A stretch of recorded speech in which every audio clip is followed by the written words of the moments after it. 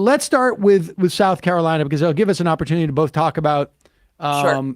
the length of these, the supposed lengths associated with these bans, and the notion of exceptions, because I think you really articulate a point about exceptions that we've been talking about for a long time, but I think you do it very well. So let's talk South Carolina. Sure. So South Carolina, the Senate passed a 6-week ban last night. That's expected to go to the governor. Governor is expected to sign it.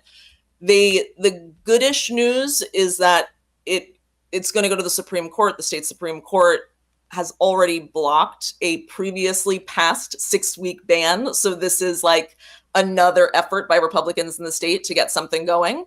Yeah, I was confused about that. What changed? Like what are they? Was there different wording, or was this just? They're switching around like slight bits of language. They're hoping that the 6 weeks and that some of the exceptions will convince the justices who seemed somewhat interested in passing an abortion ban, but felt like the last ban was still unconstitutional. It's not entirely clear. Clearly, Republicans think that this one is going to pass legal muster with them. But it's just, they keep trying and they keep trying. Unfortunately, this time around, the female senators who filibustered last time weren't able to make that happen again. But they're just unrelenting, right? They're just completely unrelenting. And they want, both in South Carolina and in North Carolina, they want to talk about these bans as if they're reasonable, as if the exceptions somehow make it okay, even though, as you said, the exceptions aren't real, right? So it's just a nightmare all around. Can you talk about the nature of exceptions in general from a macro level? Because for me, I have no interest in even engaging in that debate because, as you say, they're unrelenting because they're fundamentalists, and fundamentalism means that fundamentally they are not going to compromise because God is telling them that this is the right way to create a society. In following this every day, what is your message to our audience who might be engaged in these debates when exceptions come up? Like, what is their role that you see in state legislatures in terms of diluting the real brutality of what is being implemented? Yeah, exceptions don't do anything except give Republicans the opportunity to claim that they are somehow being reasonable or conceding something, right? Like, it's purely a messaging tactic. When you look at the exceptions, it's not just the hurdles that are involved, right? With like a lot of rape and incest exceptions, they'll make it impossible because you have to do these police reports. You have to, right? If you look at a state like Mississippi, for example, that has a rape exception on the books, they did a study and they couldn't find one single doctor who would perform an abortion for a rape victim, right? And so they know the only reason they're putting these exceptions in is because they know they're not going to work. And so when anyone brings up exceptions to me, usually what I say is, show me one person. Show me one person who's been able to get an abortion under these exceptions, because you can't find them. They don't exist. It is completely absurd. And what makes me really frustrated is that Democrats will talk about them as if there's too many hurdles, they're too strict, right? But they won't come out and say they're fake. They don't exist. This is complete and utter nonsense. The only reason that they're in there, they would never, as you said, they're fundamentalists. They would never put language in these bills that would allow women to get abortions. And when people bring up the rape and incest exceptions in particular, I point out, well, look what's happening in Texas, right? Where women are literally dying. They're going into sepsis and they can't get abortions. If these women can't get abortions, do you really think a rape victim is going to be able to get an abortion? No, that's not. We can't solve rape cases in this country. We have an embarrassingly low rate, let alone they understand that any kind of investigative process would then time out the ability for the abortion to happen. And that's what is just so frustrating for me about having to engage in this debate on their terms, which is why we shouldn't. No, we absolutely shouldn't. And the other thing is, a lot of it is about cruelty, right? So take South Carolina. In the bill that they passed last night, the rape exception says a doctor, before they perform an abortion on a rape or incest victim, has to tell that victim, hey, by the way, I need to notify the sheriff about this accusation, just so you know. They're writing in scare tactics. They're writing in language to ensure that victims don't feel safe reporting their attacks, going for care, right? And we also know, I mean, the big fear, I think, for a lot of victims, in addition to knowing that the criminal justice system doesn't treat them very well, if there's a lot of, I forget what state it was. One state had something in their abortion ban that said if this victim was found to have made a false report, they could face 2 years in prison, right?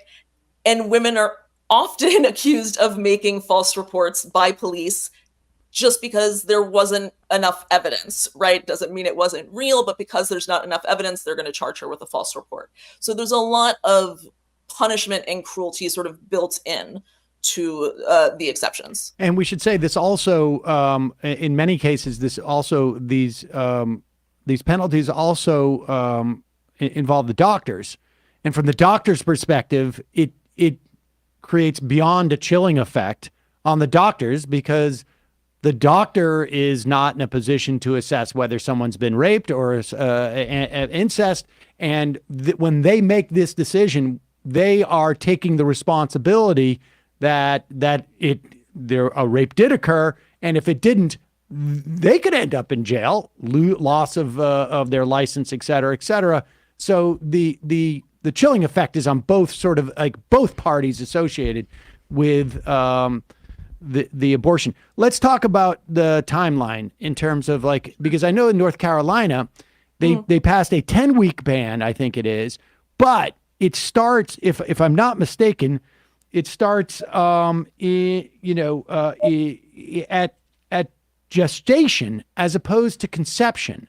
And my understanding is that gestation is actually 2 weeks, is counted 2 weeks prior to conception. Yeah. And so when we talk 6 weeks from conception in South Carolina, and 12 weeks, I think it's North Carolina, it's actually 10 weeks. Right. Can you speak to this? Sure. So I think that's actually Nebraska has that. Maybe North it's Nebraska. Carolina has the same thing. North Carolina is also claiming to have a 12-week ban. That's actually a 10-week ban because they ban medication abortion at 10 weeks. And the vast majority of abortions in North Carolina are abortion medication. But yes, in Nebraska, they have this thing, as you said, where they're trying to call it a 12-week ban. Again, they're trying to make it seem more reasonable. None of this is reasonable, wouldn't be reasonable with any restriction. But as you said, it's not from fertilization. And so they're trying to play all of these word games with all of these bills so that they have the most extreme consequences, the most extreme laws possible, while lying to voters and lying to the media. And that's why I was really glad to hear you call the North Carolina ban a 10-week ban.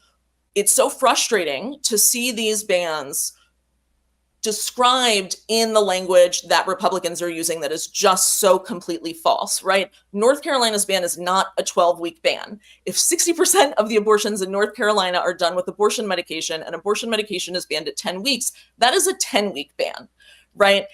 And I see this problem all the time where the mainstream media is really using the language that Republicans want them to use. It's the same thing with, like, calling it a compromise, calling it a middle ground, calling it common sense, reasonable legislation, right?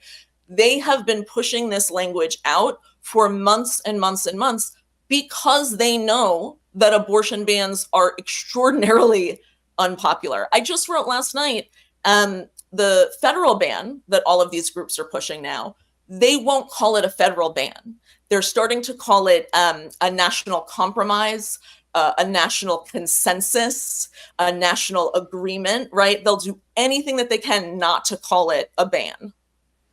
And we should also say, like, these are just like opening salvos, right? I mean, there's no logic to them stopping at, well, before we get to that, Yeah. When we talk about the majority, you made the point in North Carolina that it's a 10-week ban for all intents and purposes because the vast majority of abortions are medical, and there's a 10-week ban after medical abortion. But the vast majority of abortions, my understanding, happen between 6 and 12 weeks. Is that right? The vast majority happen before 10 weeks, really. I think it's like 83, 84%. They're very early, yes. Okay. And so, I mean, what we're seeing, but 6 weeks, I think we don't see, like, they really happen between 6 and 10 because yes, most people don't know they're pregnant until like week 5 or 6 to begin with. After their missed period. Right. Yeah. When they need an opportunity to then let the dust settle, make a decision, make an appointment. And with a backlog in these states, that might be literally impossible. Right. The waiting list in a lot of places right now is weeks long. So a 6-week ban is a total abortion ban. Yep. Right. It just is. And they know that. And again, this is all part of their effort to make it seem as if they are giving something up, as if they're compromising, as if they're open to conversation. We're being reasonable. Same thing with exceptions. It's absurd. And just quickly on that, to return to the federal ban, because it's the same dynamic there. It's the same dynamic there. Trust us, this is states' rights. We're going to leave it up to the states. And then what this is all doing, I mean, and Jessica, I guess I'm curious if you share my assessment here, is that they just want to get this goalpost moved so they can come back and have another bite at the apple immediately, which is what they're doing with the federal non-ban ban. I mean, Lindsey Graham was too brazen before the election, but now they're feeling emboldened and they're going to go for it. Oh, yeah, they're fully going for it. One of the biggest anti-choice organizations in the country, Susan B. Anthony Pro-Life America, has made it very clear that that is their line in the sand for Republican presidential candidates. And again, the way that they're talking about it as if this is something all Americans can agree on. We all agree that there should be some kind of restriction. No, we don't. And actually, the polls don't back that up. But they are going to continue to put that messaging out there, say that they are being completely reasonable and, looking for a middle ground. And what scares me is that they're really trying to redefine the middle ground, right? We've seen folks like South Carolina's Nancy Mace, Representative Nancy Mace, who has been doing the media rounds talking about, Republicans need to take it easy. They can't be so extreme on abortion. We all need to find a middle ground. And then she'll throw something in there like we can all agree on birth control access. Since when is birth control access a controversy? Right. They're really they're doing this in a very specific, unfortunately, smart way that reframes the middle, reframes the conversation, and we can't allow them to do that. And obviously, like, these are all, once they achieve, I mean, we're very close to the point. I think you made this point in I don't know if it was today's or yesterday, but we're more or less the entire South is essentially abortion is banned. Florida, all these states. And that's going to be the basis of their federal consensus ban. We're going to bring both the Union and the Confederacy, and we're going to, and we're just going to come to some type of a broad consensus. Is it your sense, though? I mean, if you read the mainstream media about this, it feels like they're just reporting it as if, it's a ban, but there's exceptions and it's a middle ground and this and that. But do you think that, the general public is buying this? I mean, do you, how much of this is, because I'm just, as an analogy, and I don't mean to sort of diminish the significance of this stuff because it's not necessarily analogous, but the dynamic of everyone was convinced that there was going to be this Republican wave because there was this narrative formed in the conventional wisdom, and it impacted the actual on the ground organizing and distribution of money. Maybe if people didn't think there was going to be a Republican wave, they send more money to Mandela Barnes and we pick up another Senate seat. But the point being is, the reality was very different.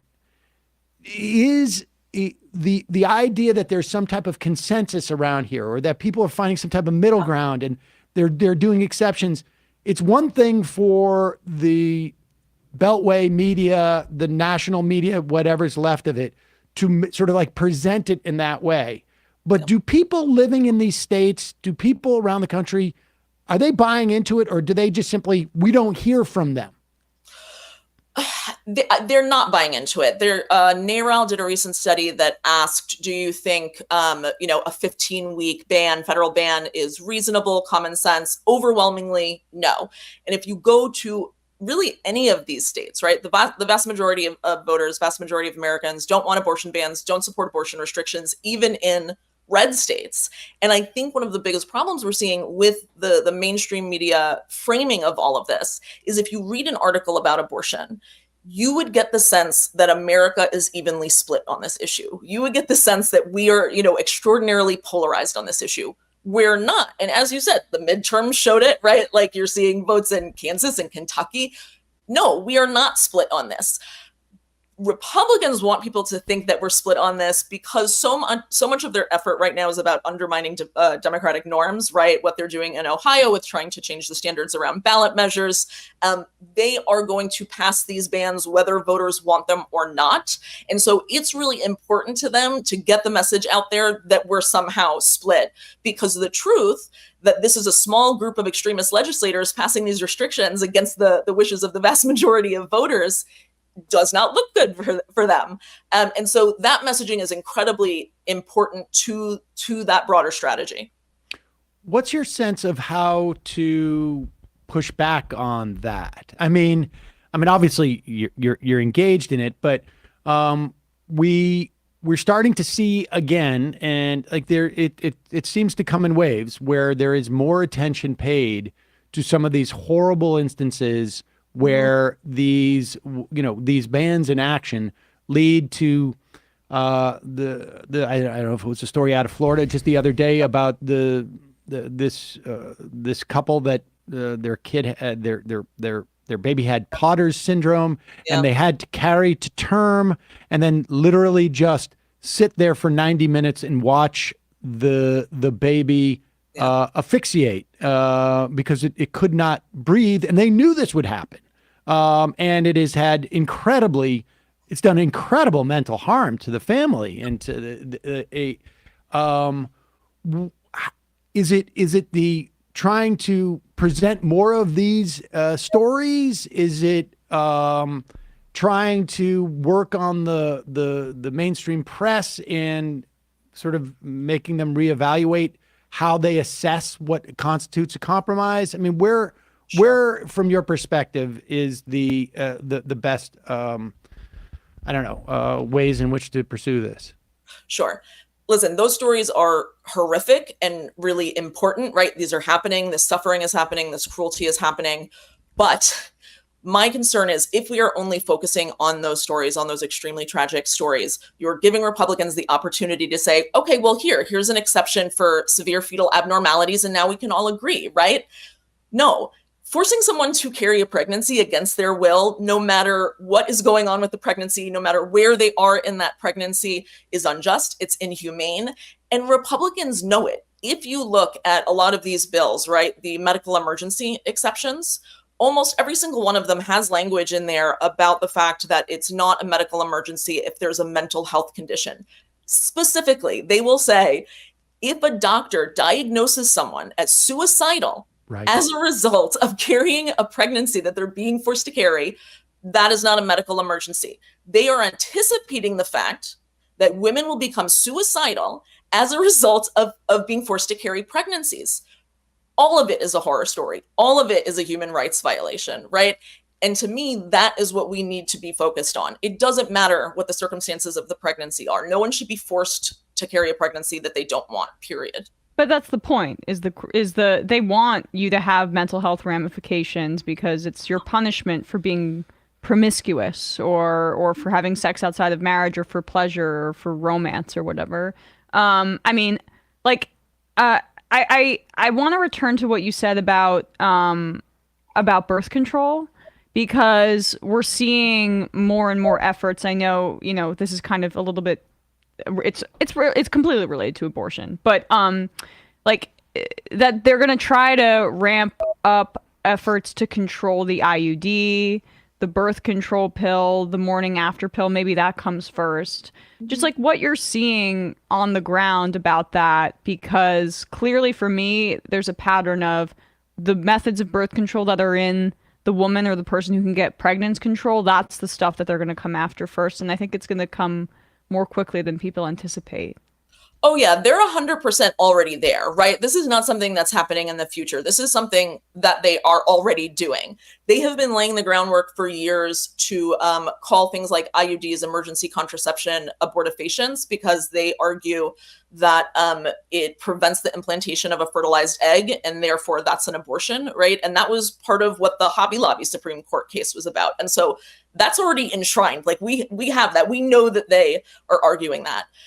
Then you have groups like Students for Life, who I see quoted constantly in the mainstream media, and I never see anyone ask them about the fact that on their website, under birth control, they list almost every single form of birth control, unless it's a barrier method, as abortion, right? They believe birth control is abortion, and that is what they're going after. And the way we're going to see it happen, I think people have this thing in their mind where they're like, Republicans aren't going to turn around tomorrow and make birth control illegal. That's not how it works. They're not going to pass some bill that says birth control is illegal. They do the slow chipping away process that they did with abortion, right?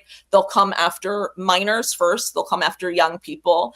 And they'll make it harder for insurance to cover it, as they did with Hobby Lobby. And so it's just that slow chipping away process. And even if birth control is legal, if no one can access it, it's not really legal. Yeah, I mean, it seems like all of this is simply, this is a dynamic, not, there's no, the end game here is, I think, hard for a lot of, frankly, normal people who are not fundamentalists, to really, I think, be able to see it clearly. I mean, this is all part and parcel.